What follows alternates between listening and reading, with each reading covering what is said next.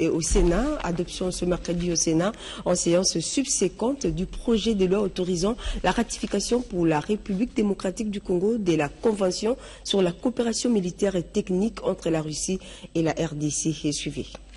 Doter la RDC d'un moyen efficace de renforcement de ses capacités de défense des intérêts vitaux de la nation. C'est ce qui fait la conclusion d'une convention de coopération militaire et technique avec la Fédération de Russie. Le ministre de la Défense nationale, Crispin Atamatabe, a fait un plaidoyer ce mercredi au Sénat pour solliciter l'autorisation de ratification de cette convention.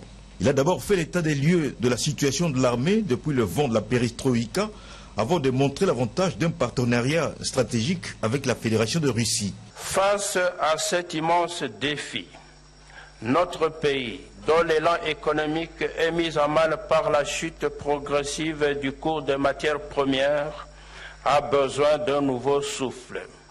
C'est ainsi que le gouvernement de la République, sous l'impulsion du chef de l'État, a jugé opportun d'approcher d'autres partenaires comme la République populaire de Chine et la Fédération de Russie. Cette nouvelle approche n'exclut en rien les partenariats déjà existants avec nos alliés traditionnels occidentaux. C'est ainsi que, rassurés par la qualité exemplaire de notre coopération militaire avec la République populaire de Chine, nous avons cru utile d'étendre aussi notre sphère de collaboration à la Fédération de Russie. Pour le ministre de la Défense, la Russie offre une meilleure garantie d'un partenariat gagnant-gagnant.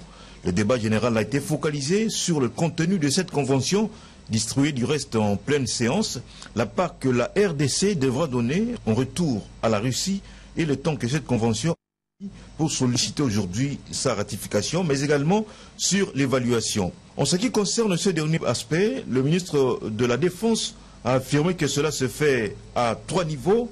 La formation qui marche impeccablement bien, l'équipement avec les difficultés liées à la modicité du budget et le casernement.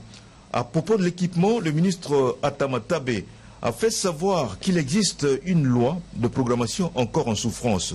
La convention porte entre autres sur la livraison des armements, matériel de guerre, des pièces de réchange, équipements d'instruction et auxiliaires pour les armements et matériels de guerre de fabrication russe, ainsi que la formation des spécialistes militaires dans les écoles russes appropriées selon les besoins.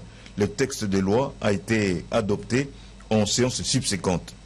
Un émissaire du président russe Vladimir Poutine était auprès justement du président de la République. Les échanges entre les deux personnalités ont tourné autour des questions d'intérêt commun.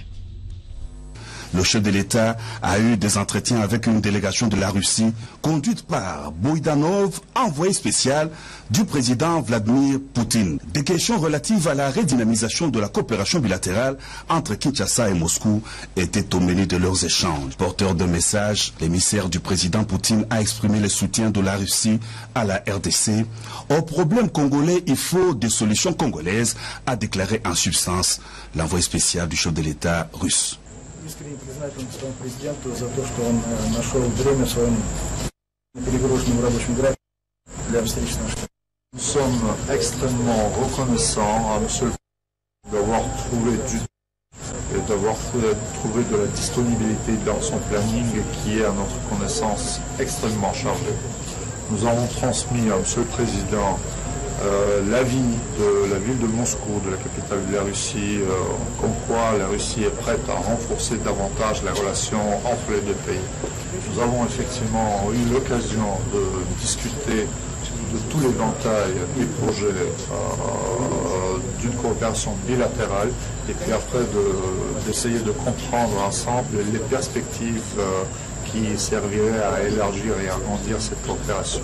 Nous avons bien sûr parlé des aspects politiques, des points politiques, des problèmes politiques qui préoccupent et Kinshasa et Moscou et le reste du monde. Nous sommes unis en ce qui concerne les principes de base des Nations Unies. Et nous sommes très proches en ce qui concerne la sauvegarde de la souveraineté de chaque pays et surtout de l'ingérence d'un pays dans les affaires d'un autre. Nous avons réitéré le slogan que nous, que nous employons partout en Afrique et que nous portons partout en Afrique, c'est que tout problème d'Afrique doit avoir une solution africaine, ce qui se rapporte à 100% à la RDC même, que tout problème congolais doit avoir une solution congolaise. Et pour nous, notre objectif, c'est de vous assister à faire cela.